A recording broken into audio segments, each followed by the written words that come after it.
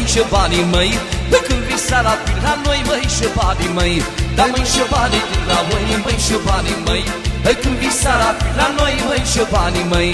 Tu ne-aduci brânzătii, măi, și banii măi. Păi și eu ți-o-i da busă, măi, și banii măi.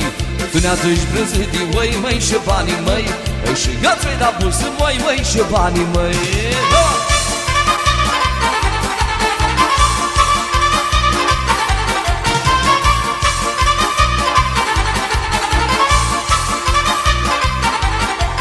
Bună-i zără, bunica și măi, și banii măi. Păi dragălașii și banașii, măi, și banii măi. Da, bună-i zără, bunica și măi, și banii măi. Păi dragălașii și banașii, măi, și banii măi. Inima ți-o potolești, măi, și banii măi. Da, când te strângi și o bănești, măi, și banii măi. Inima ți-o potolești, măi, și banii măi. Păi când te strângi și o bănești, măi, și banii măi. Da, este adevărat, este o zi extrem de importantă. Hora Bucovinei reprezintă trecut, prezent și viitor. Trecut prin faptul că se aduce în actualitate obiceiul străvechi al oieritului, prezent pentru că se îmbină acest element al oieritului cu elemente de noutate, și viitorul pentru noi este o speranță că nu va dispare acest obicei frumos din zona Bucovinei. Suntem astăzi la Frasin, alături de cetățenii județului Suceava, sigur și de toți turiștii care sunt prezenți în județ. Avem alături de noi poate cea mai veche meserie din zona de munte, oieritul, cu produsele specifice. Avem totodată produsul tradițional în Bucovina, care înseamnă peste 45 de firme, și totodată vom avea astăzi un spectacol de muzică, cântec și dans și port național, care este foarte specific și bine ancorat în realitatea satului românesc din județul Suceava. Iată, bine ați venit la Frasin, la Bucșoaia, o nouă ediție a Horei Bucovinei, și iată că vremea frumoasă, gospodari mulți.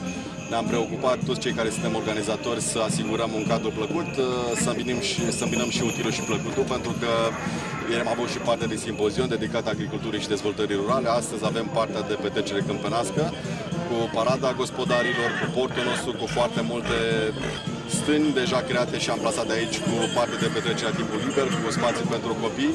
Și iată că astăzi avem într-adevăr noroc și de vreme foarte bună și mulțumim Dumnezeu pentru asta. Hristos a înviat și bine v-am găsit. La întrebarea de ce buciumăm, este semnalul de chemare, este semnalul de începere a marii sărbători a sâmbrei oilor, a urcatul oilor la munte la noi în Bucovina.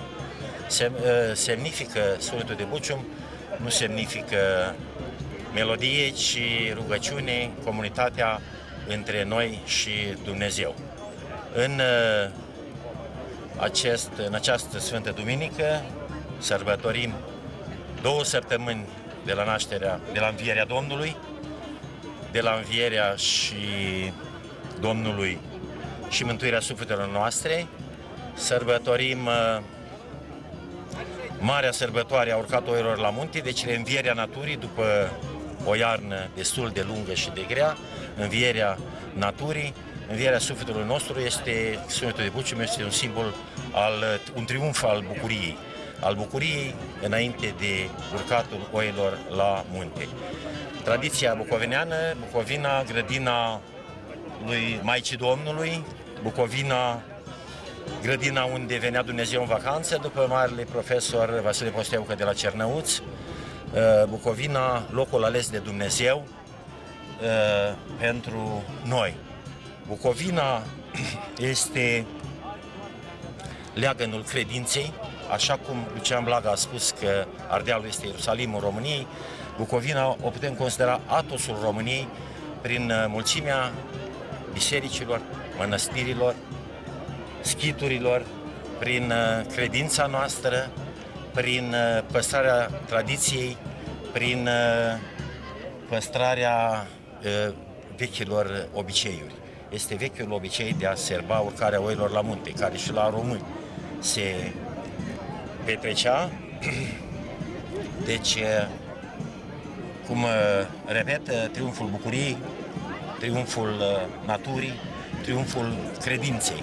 Deci astăzi la Bucșoaia are loc, de fapt, onorarea unui obicei străvechi din Bucovina, din cadrul marelui proces de transumanță, care aici cunoaște un caracter specific, transumanța de tip pendulant, până în munte și înapoi.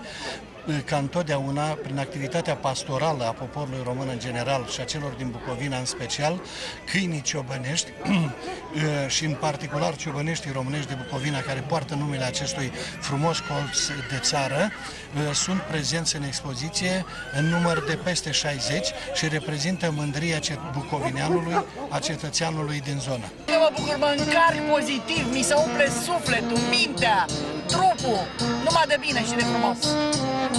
De ce vă place în mod deosebit? Era mai simplu să vă spun ce nu-mi place, că ziceam imediat, îmi place totul. Eu sunt orejeancă, dar a doua sau a treia generație de la rădăcină, știți? Și am un respect fără margini pentru tot ce se vede aici. Și de la costum, de la muzică, de la ținuta oameni. Uitați-vă cum călăresc, ați văzut cum călăresc? Ha, sunt pur și simplu niște voievozi.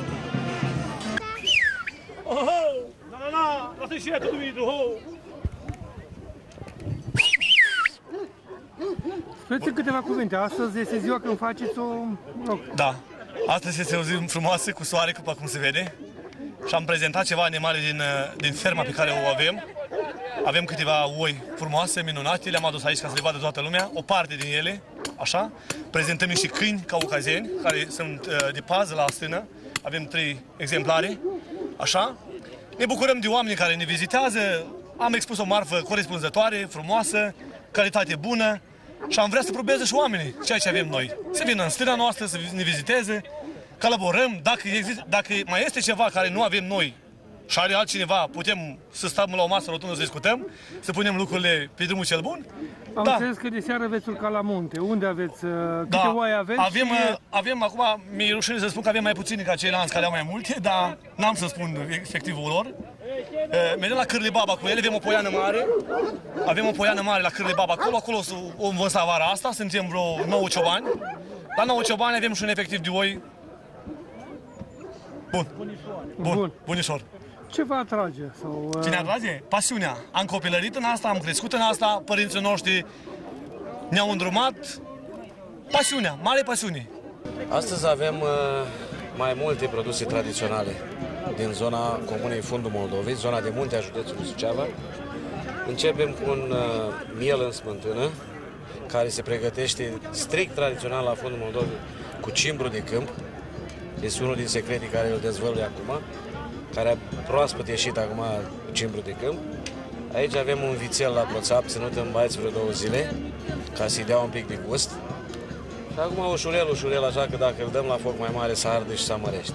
El trebuie avut răbdare. În continuare, produse de stână tradiționale, mă refer la urdă, la caș din lapte de vacă, caș din lapte de oaie, avem și cașcaval, toate absolut naturale și tradiționale. În zona noastră nu se folosește la pășuri îngrășământul chimic, deci doar cu bălegar de grajd cât ajunge și în rest se face în fiecare an tot o altă parcelă. Deci vacile pasc natural și ecologic.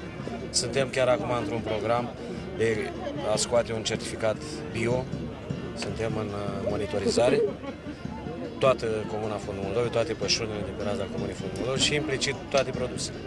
Foarte bune, bio servite de niște fete, domnule, mănânci, să fii satur și tu o mănânci.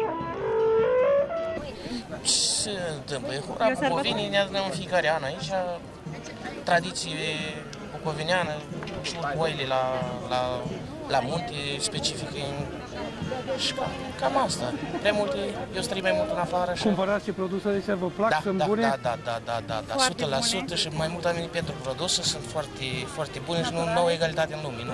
Bună ziua, bine ați venit la Frasin, la Bușoaia, la un festival foarte frumos, foarte îndrăgit de primăvară, unde puteți vedea oi, cai de rasă, de tracțiune, pe lângă demonstrații culinare, o miel la proțap, la ceaun, mâncare, un festival de urcat la munte a oilor.